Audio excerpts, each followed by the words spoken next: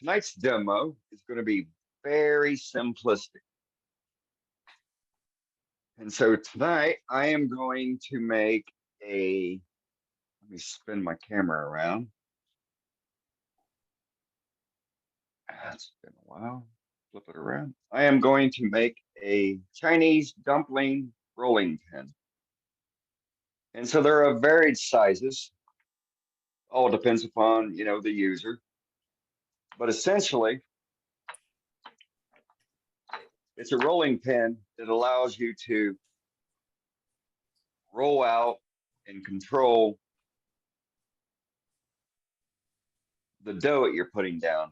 And so typically what they do is in the Oriental food market, they have a little splat of dough, and then they feed it into it, into the rolling pin using one hand. So it allows them to be able to control it with one hand. These are also really cool for food truck people because they have limited space. And all it consists of is, just a piece of wood, and you'll do a straight cut on the large diameter side. They'll use the large diameter side to crimp the dumpling or the ravioli, and they'll use the rounded side to make the dimple inside, to put the goodie stuff, the stuff that we can't wait to get into, whether it's raviolis or Oriental style dumplings, wontons, yakimandus, and whatnot. And so that's what we're going to make tonight. And so the size of this is anywhere between 4 inches. Same concept. And it's especially good for folks that have small hands. As you can tell, I don't have a small hand. And this one here is 7 inches. This one here is 7 inches, but varying diameter. And so we're going to go with that tonight. And so kind of a quick fill-in demo. Thought I'd do something simple between centers, work on skew technique, practice and whatnot. And so it was either that or I was going to do a nice shop mallet. And so if y'all haven't turned yourself a shop mallet, that's also a good between the centers skew practice. Is that hickory? Good. No, this is mesquite. That is mesquite. That's hard enough. Yes, it is. It's Chilean mesquite, to be exact. And so these also, if you round the top off and you make that rounded, then you use this to smash potatoes, avocado, and stuff like that. My daughter's, her friends have well, yeah, I guess you can make a big Mortison pedal with it as well. So, but all right. So with that, let me flip the camera around. I'm going to put you up in up above the lathe, and we will go from there.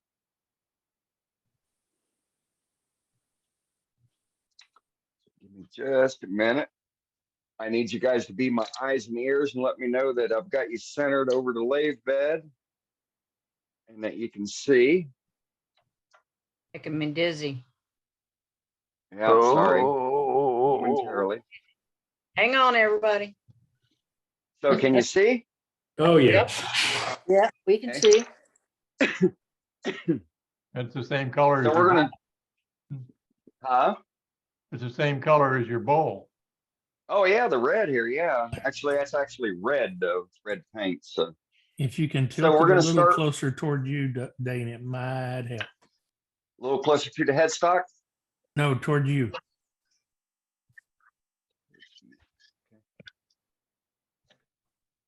There you go.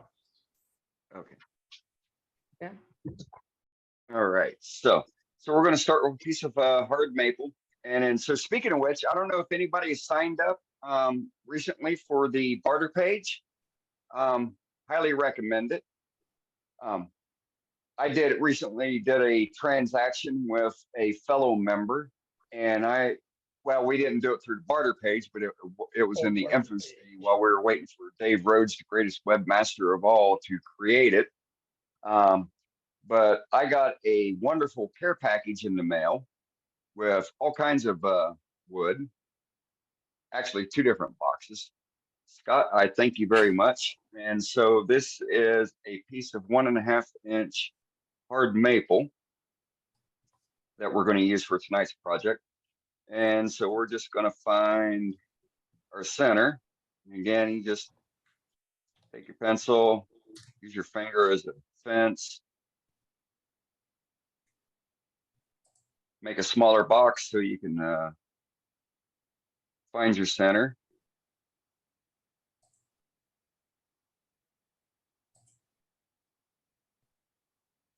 It really doesn't matter. We're going to be close to size here. We're going to take our hole punch. We're going to see the hypotenuse right through here, and we're just going to drive right up through here, and that looks almost like center right there. And we're going to do the same thing here. We can visualize the line going through there. And boom, now we got our center.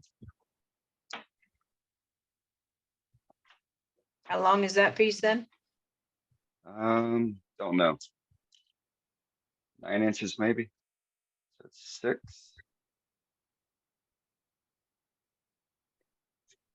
9.5 inches. And so we're just going to, like I said, there's no hard and fast dimension for it. We're just going to ballpark everything for the length, the small diameter, and the large diameter. What's your And headstock so- drive? Is that a stub? I have a stub center on the headstock, and then I have a traditional live center on the tailstock side. And then so to gauge the diameters of everything, your typical live center, Powermatic, one-ways, Lagunas, and whatnot, they're all 1.5 inches, 1 5/8. And so you can use that outside diameter of your live center to get you right around 1.5 inches. You want to shoot for something, between 1.5, 1.25 to 1.5 on the large diameter. And then on the smaller side, you want to shoot for 3/4 of an inch to 1 inch. And we know what that is because on this side, I've got a 3/4 inch stub center.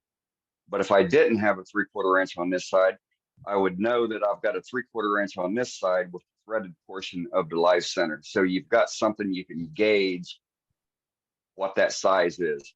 And then based on the length, obviously you want to try and get things within proportion between the large diameter and the small diameter. 3/4, 7/8 to 1 3/8, 1.5 inch, you're golden. So, and then from there, we are going to use, I need something in here, don't I? Is it tool rest? Put a tool rest in. Yeah. Let's tighten everything down. Everything's kind of tight. Nothing spins if it's not supposed to spin. And then should we use a roughing gouge or a skew to hog that off? What do you like best? I don't know. Let's see. I haven't used a roughing gouge in forever. So let's use a roughing gouge. Now, for And novice I'm- turners, you can You're do gonna with the show it. roughing gouge what you can do with the skew. You can do with the skew what you can do with the roughing gouge. Absolutely. It's technique. Absolutely. It's all this, for the most part, it's kind of all the same tool presentation. You still got to get that angle, in that ballpark between 35 and 45 degrees. So we're going to use a couple skews.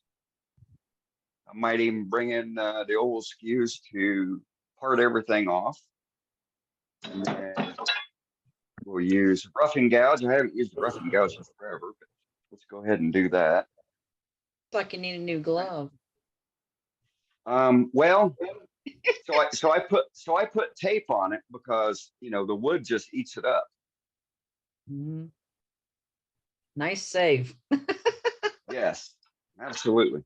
And so I just want to put a quick burr on the roughing gouge here because I haven't used it in forever. We're just going to use a diamond card. Find the bevel. You can kind of feel it rocking. And as long as you're holding it solid between the heel of the bevel and the cutting edge, you'll get a decent burr on the cutting edge. And it doesn't take much. And this is either a 600 or 800 grit diamond card. And then you can tell you're getting it because you'll see where the material is removed at the bottom of the heel and at the top of the cutting edge. So with that, we're going to put the face shield on. Spin everything, make sure it's going to clear. And then we'll rough this round.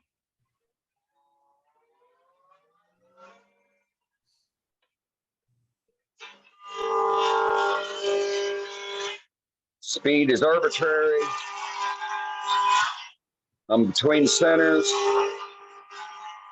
Everything is pushed into the center. Probably the most safest way to turn a spindle.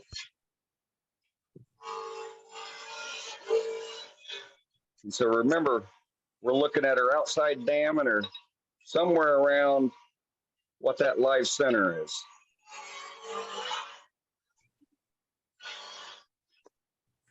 And so the cutting motion,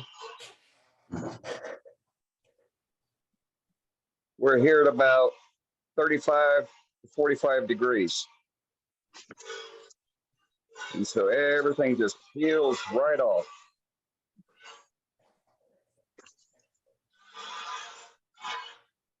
And I'm hogging at the moment.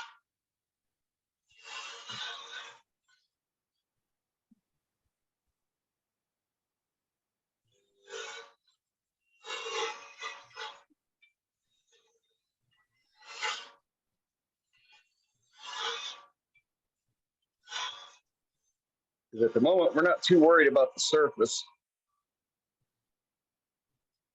Because we're going to use the skew to get a nice clean surface.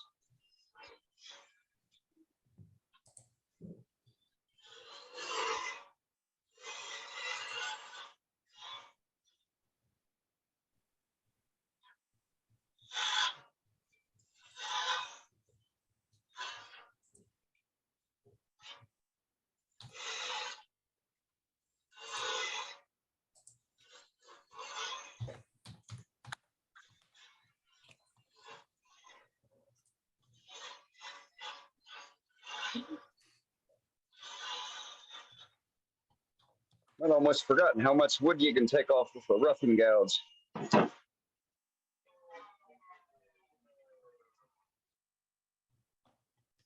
And so we said we're going to go probably about 7 inches. So we don't have to measure, but just for grins, give ourselves an idea here. So here's 6. And I want to have room for making my dimpling side there. Then I want to have room on this side to part off, because I don't like to point how far it comes in from the live center. And so we'll take a parting tool just to establish that.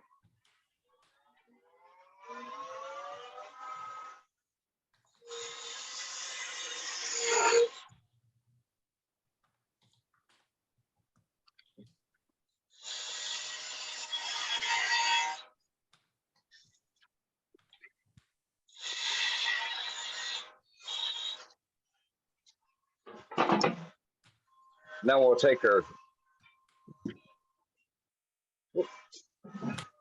change our tool height, bringing up the skew, bring in our tool rest.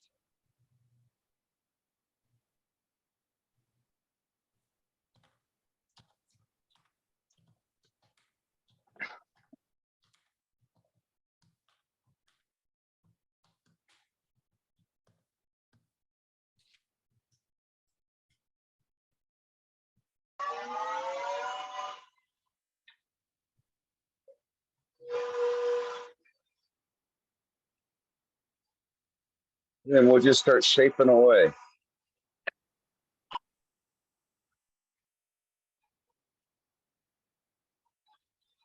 We're sitting on the skew, probably about 40 degrees.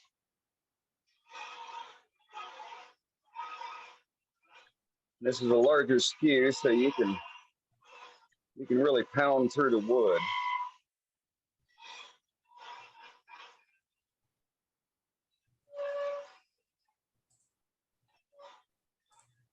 You don't have to worry too much about the bits on the end.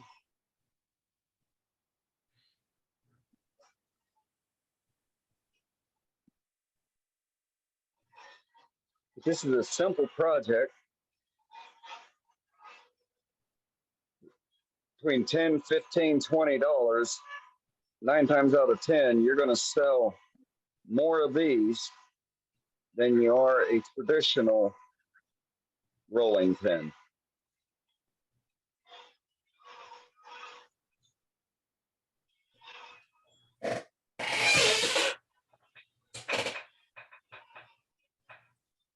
And it's a good skill builder.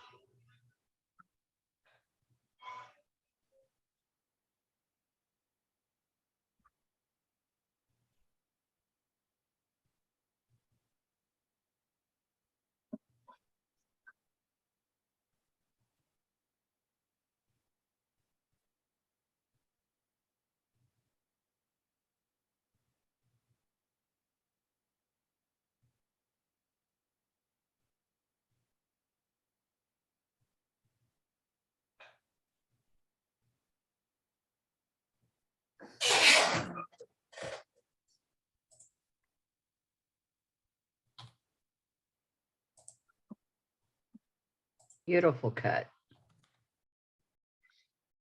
Man.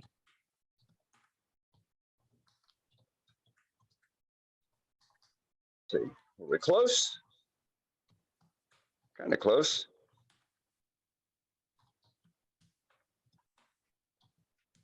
Any questions? Comments, concerns? Make it look simple. You rat off a few of these and it is simple. Oh, look at that. That curl in there, Scott. Ooh.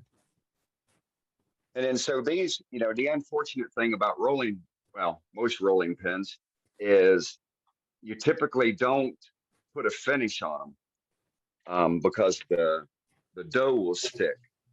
And so some of the things that you could really highlight by putting a finish on them or putting dye on them, you kind of miss out on. But for this one here, just for grins, we're going to go ahead and throw some finish on it and see what that looks like. That's a nice knot with some nice figure here at the end. What about this simple food safe finishes like mineral oil with beeswax or even just buffing it with the wax? Same problems? So the feedback that I've received is any type of glossy or finish that's sealing the wood,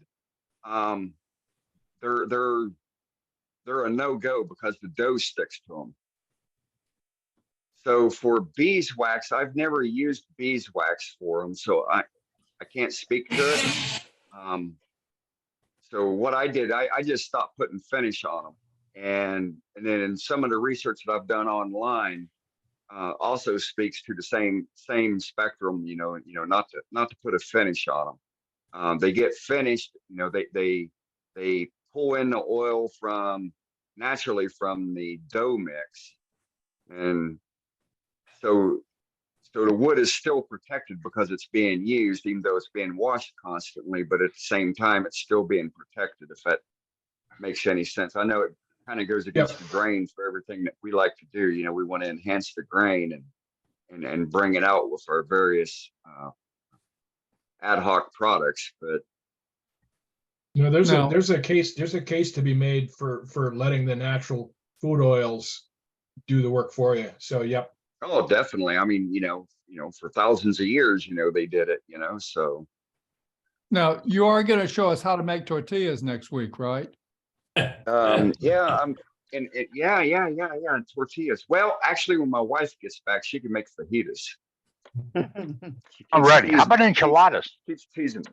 Well, I don't know. Well, yeah, she does the enchiladas too at Christmas time. So, sorry. So I'm going to switch to my smaller skew, it's 1/2-inch skew. And then all I'm looking to do is picking up as I glide across, just to pick up any tool marks that I have that was left from the larger skew because I wasn't being real diligent on it. I have a couple down here that I want to pick up, but you can literally feel it as you're going across where you have those indentations, from the changing of the smaller diameter, from the larger diameter to the smaller diameter as you're shifting the cutting edge of the skew and raising the handle because the diameter is getting smaller, so you can keep the bevel engaged and keep the cut going. So I'm going to clean that up.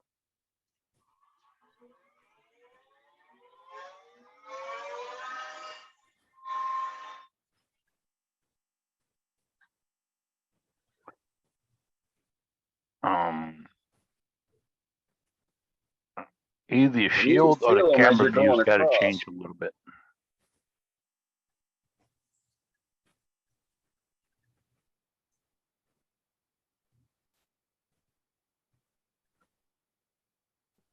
And I'm just going to take this down a little bit smaller.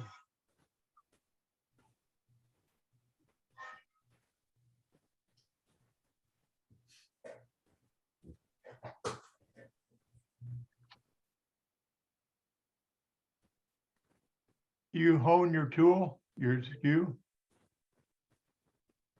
So it looks a little more symmetrical. Yes, he does. Yeah, it looks like it.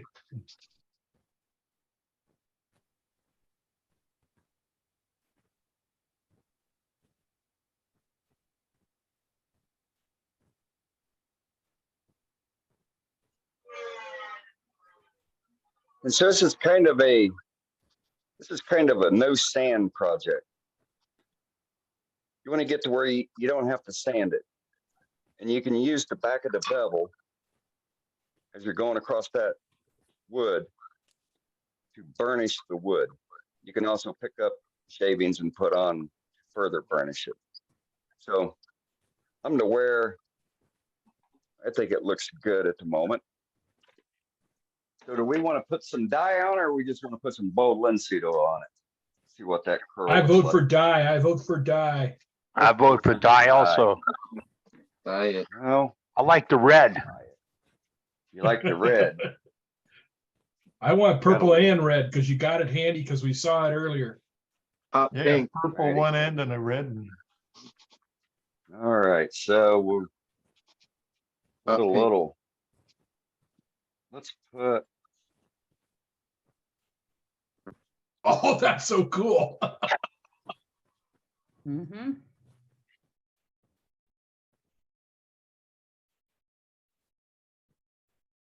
Is that dye flying all over your lathe or not? No, No?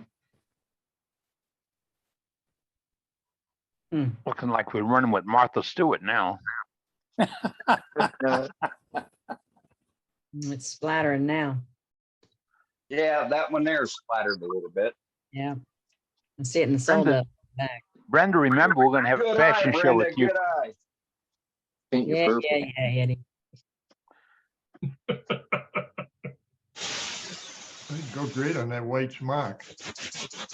Yeah, Get out of here. that's why I bought Yeah, 4 that'd of them. show up great, wouldn't it? Well, Just better it's the get that- same principle probably but with the clean shop. A clean shop is never used. So if your smock is pristine, shows you're not doing it, spend enough time in the shop. Yeah. Yep. Better get that black one. No, Actually, I'm gonna move this because I don't want to get stuff all over that. Try to keep it clean for the show only. It's the only time I break it out.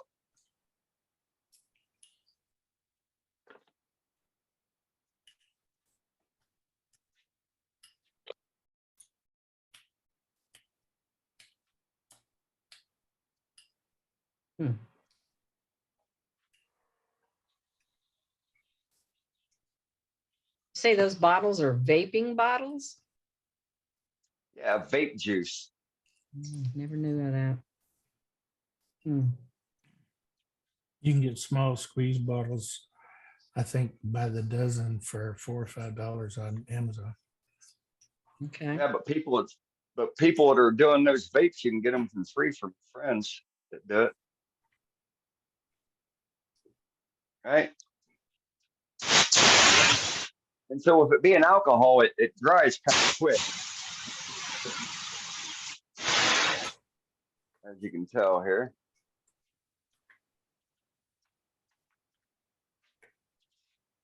Now this one with the dye on it, this won't be usable then, will it?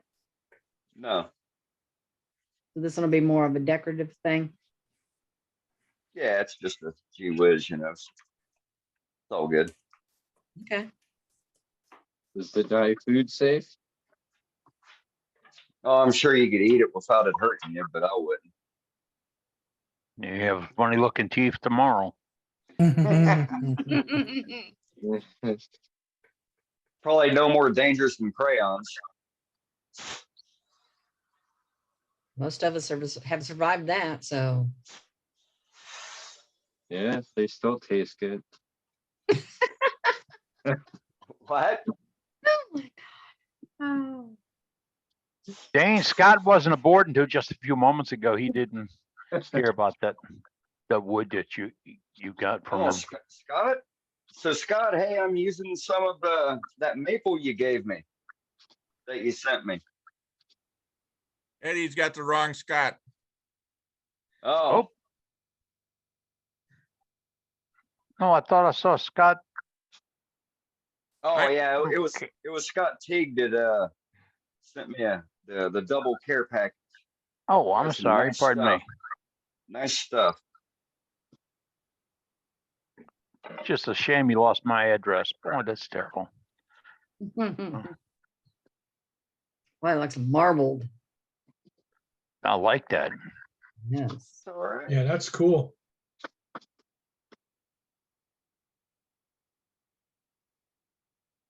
I mean, so by rights, so like with the bowls that I'm working on, I would have done the purple a few more coats, allow it to soak in deeper, and then the same with the red to allow it to mature in density. But you can see the curl or the figure from the maple here being picked up by the dye, and Yeah, that's pretty cool. It is cool. beautiful. So with that, make sure oils all off. And we'll finish up the end here.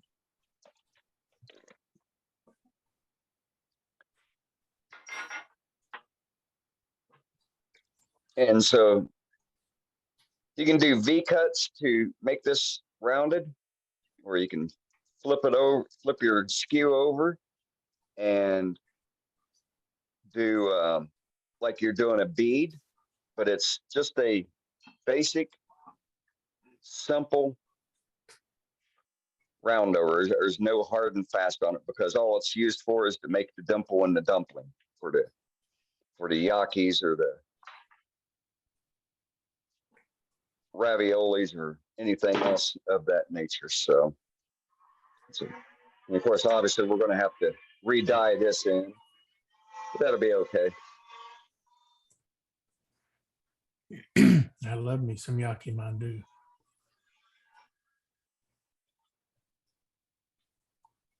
I won't stick to your clean wipe.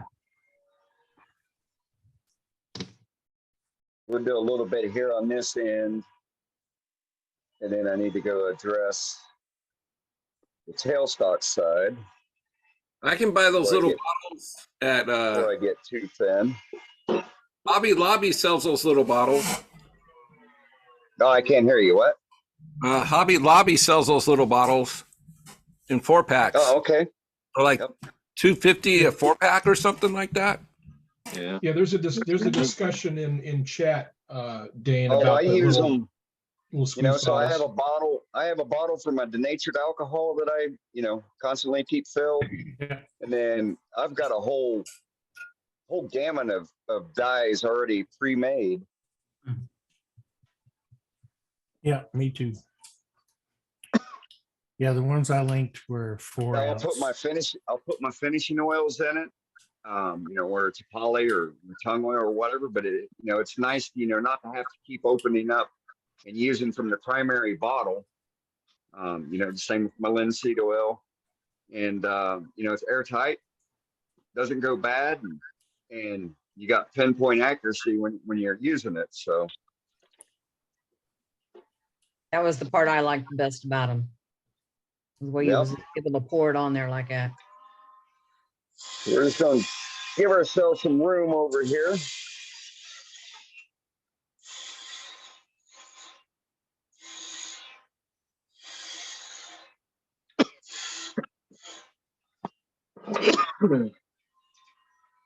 Yeah. Amazon and dollar store, you can get them too. Clean up the edge here.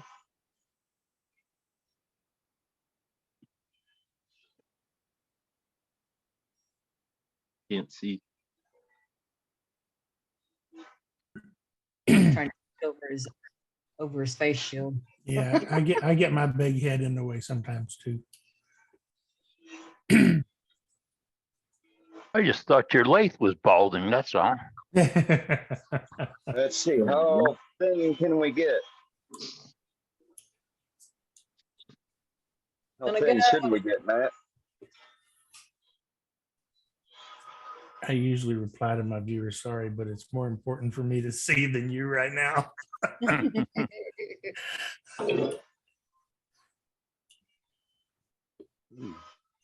Let's use an oval skew. Hmm, Get even thinner. jeez.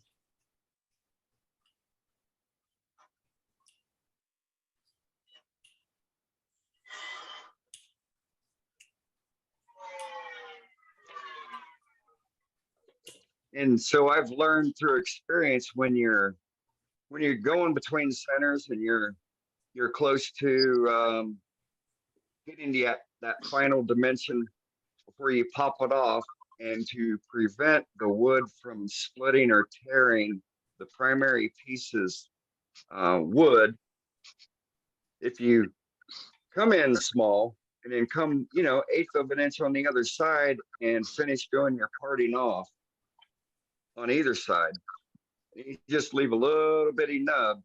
It will protect your work piece that you're using from having that tear out should it break inadvertently.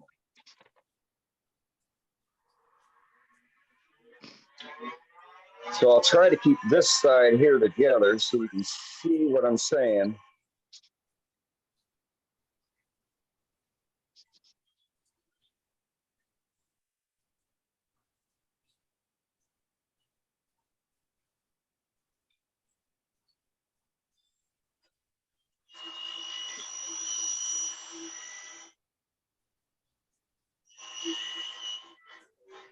See how close we can get her here.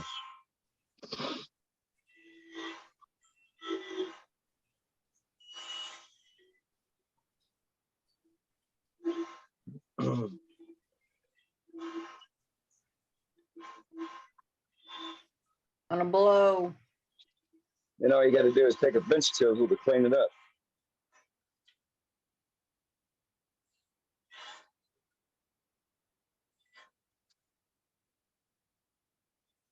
Oh, there it is. There it went.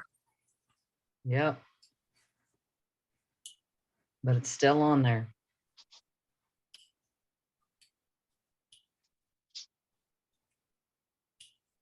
Oh my.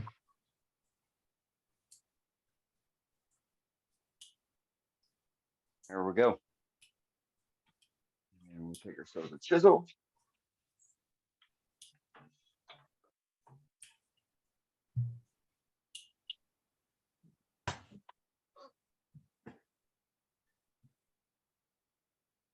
Slice off the top. And then so you see how the grain is going sideways here. Oh, that made it So you want worse. to go the opposite direction of the grain. If you go with the grain, it's going to split and pull out.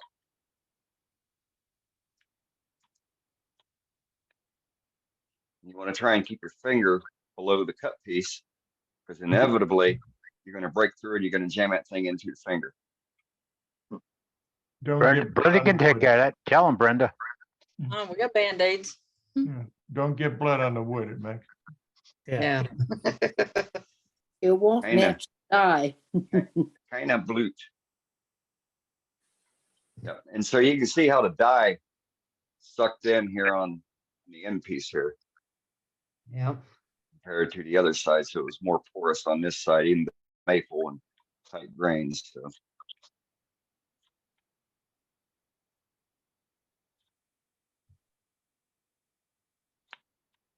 I usually do that with the skew. yeah, well, Magical tool. What can't it do? Right? yes, indeed, you got more leverage. Probably sharper. That's right, and you know it's sharp. Well, I wouldn't say it's necessarily that. It's that, yeah, you've got a lot more mass and Bigger look blade there. slip into your hand. Huh? A bigger blade to slip into your hand. Absolutely. Hey, live dangerously. As long as you're riding the bevel, you're good. I was told once, you mean you can actually turn with the skew? I use mine for opening paint cans. And so there you go. A basic Chinese dumpling rolling pin that will make people with small hands, food truck people that have limited space, allowing them to control it with one hand as they're feeding in the dough to do whatever it is they're making. Make the dumple, put the good stuff in there, put the next layer on top, take the back end, crimp it, or roll it around, cut and score the dough so they can pull it apart and throw it in the pot. There you go. That's Why it. wouldn't just a round spindle work? Is there a reason it's tapered? Or is that make Um, difference? you in stole- double? You So- stole my so fire with the- there, Jim. No, Yeah. so with If it- you take- if So you with just it take being the broom- tapered, it allows them to easily control the angle. Turn it. So it kind of, you can make it pivot Yeah. on the taper far easier than a straight, 1-inch dowel. For, Right. Can tell how many dumplings I've ever made. Well, hey, I had never made any until about 3 years ago, and my neighbor's son is a chef, and he came over and he started asking, "Hey, can you do this? Can you do that?" And so I even, he even requested one of the Italian 3-foot long rolling pins, and I'm like, "How are you going to use a 3-foot rolling pin for cooking?" And he said, because he lays out all the dough on the table and uses it that way. Plus and there's a special name for it. And then on the one end, it's rounded like a gear shift, but a perfect sphere. And they use that, or they use that with that style to make the dimple for their raviolis and whatnot. And then the opposite end has the sharp, straight edge, as in here, and they roll it or use it between their hands at an angle, rolling up and down the side of the table, cutting and scoring the raviolis and whatnot. And then from there, they just pick them up and throw them in the pot. Yeah. Cool. One tool to use instead of Right. your You know, rolling pin, your a dimpler thing. I went and watched them use it, and it was just, you know, I was taken aback, and I'm like, you know, I thought he was full of it, and I was just amazed by it. And I'm like, you know, can I make some more for y'all, because you know that was a nice price. Cool. But these things here, the last craft thing I did a year ago, I went with 10 rolling pins, full size regular rolling pins, like I've shown before, with fancy handles and whatnot that fit into your hand, with the zebra wood and the curly maple combinations. So I went with 10. I came back with 4. I went with about 20 of these. I came back with 2. Wow. Cool. You know, So, 10, and what do you sell them for, $10, Dane? $20, huh? Yeah, I'm sorry, $10, $20. Thanks. Yeah, $10, $20. Okay. And That's it doesn't even- take, I mean, it takes you 5 minutes to make one, you know, so. And Cost us it's a even no, more because it's it's a no finished. sanding project.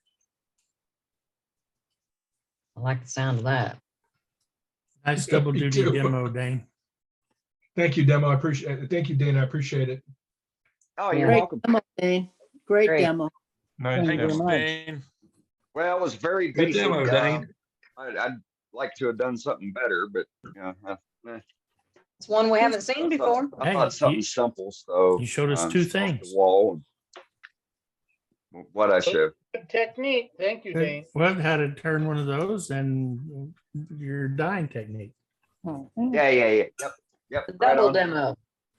Double That's demo. it.